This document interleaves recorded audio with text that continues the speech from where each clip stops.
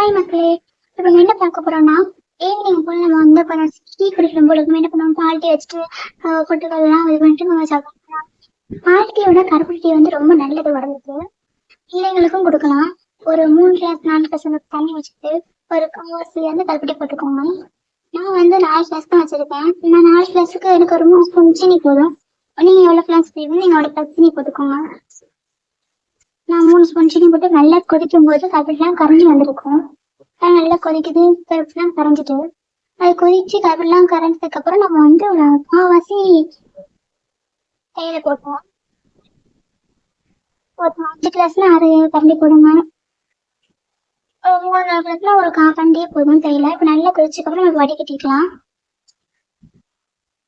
நல்லா கொதிச்சுட்டு நம்ம அடுப்பு ஆஃப் பண்ணிட்டு வடிகட்டிக்கலாம். யாரெல்லாம் சப்ஸ்கிரைப் பண்ணாம பார்த்துட்டு இருக்கீங்களோ அவங்களாம் போய் சப்ஸ்கிரைப் பண்ணிருக்கலாம். ஸ்கிப் பண்ணாம வாட்ச் பண்ணுங்க. அப்படி வடிகட்டிக்கலாம். நம்மளுக்கு ரெடி ஆயிட்டு சூப்பரா இருந்துச்சு. நீங்களும் இதை ட்ரை பண்ணி பாருங்க. ட்ரை பண்ணி பார்த்து கமெண்ட் பண்ணுங்க மக்களே. பாய்.